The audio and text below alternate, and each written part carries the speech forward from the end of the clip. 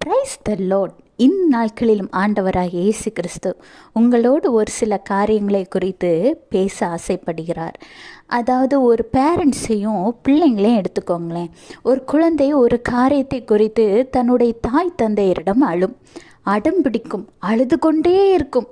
ஆனால் அந்த பேரண்ட்ஸுக்கு அதை அப்போ வாங்கி கொடுக்கக்கூடிய சூழ்நிலை இல்லாமல் இருந்தாலோ, இல்லை அந்த நேரம் ஒரு இடத்துக்கு போகணுன்னு அந்த குழந்தைங்க அழும் பொழுது அந்த இடத்துக்கு கூட்டிகிட்டு போகக்கூடிய சூழ்நிலை இல்லைனாலோ, அந்த குழந்தைகிட்ட கொஞ்சம் அமைதியாயிரு, நாங்கள் உன்னை கூட்டிகிட்டு போகிறோம், இல்லை இப்போதைக்கு கொஞ்சம் கஷ்டமாக இருக்குது, உனக்கு ஏற்ற நேரத்தில் நாங்கள் வாங்கி தரோன்னு சொல்லி அந்த குழந்தைய சமாதானப்படுத்துவாங்க. அந்த குழந்தை சமாதானம் ஆயிரும். ஆனால் அந்த வாக்கு கொடுத்த அந்த பேரண்ட்ஸால் அந்த வாக்கு நிறைவேற்றும் வரைக்கும் அவங்களால நிம்மதியாக இருக்க முடியாது. என் குழந்தை இந்த இடத்துக்கு போகணுன்னு ஆசைப்பட்டாலே, நான் கூட்டிகிட்டு போகலான்னு சொன்னேனே, இல்லை என் குழந்தை இதை வேணும்னு கேட்டானே, அந்த பொருளை வாங்கி கொடுக்கணுமே, காசு வந்தால் வாங்கி கொடுக்கணுமே அப்படின்னு அந்த காரியத்தை நிறைவேற்றும் வரைக்கும் அந்த பேரண்ட்ஸோட மனசு துடிச்சுக்கிட்டே இருக்கும்.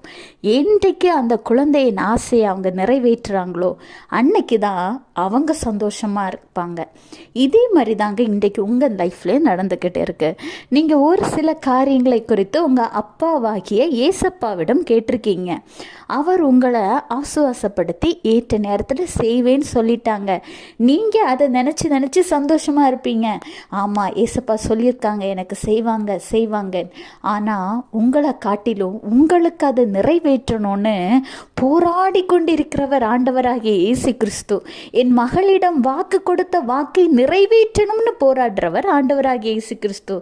ஏசாயா 30:19 ஆண்டவர் சொல்றாரு, இனி நீ அழுது கொண்டிராய், உன் கூப்பிடுதலின் சத்தத்துக்கு அவர் உருக்கமாய் இறங்கி அதை கேட்ட உடனே உனக்கு மறு உத்தரவு அருளுவார். ஆண்டவர் உங்களுக்கு மறு உத்தரவு சொல்லியிருக்காருங்க. நீ அழாத, நீ கவலைப்படாத, இதை நான் செய்வேன்னு நீங்கள் அதனால் சந்தோஷமாக இருக்கீங்க. ஆனால் உங்களுக்காக ஆண்டவர் ஒவ்வொரு நாளும் என்றைக்கு என் மகளுக்கு இதை நிறைவேற்றுவேன்னு போராடி கொண்டிருக்கிற தகப்பன்க. இப்படிப்பட்ட ஒரு தகப்பனை நீங்கள் எங்கேயாவது பார்க்க முடியுமா? அவர் இன்னும் உங்களை கைவிடுவதில்லை. மென்மேலும் அவர் உங்களை ஆசீர்வதிப்பார். ஆண்டவராகிய இயேசு கிறிஸ்துவை மட்டும் எப்பவுமே விட்டுறாதீங்க. உங்கள் கையில் ரொம்ப டைட்டாக பிடிச்சுக்கோங்க. Have a blessed day. Jesus bless you.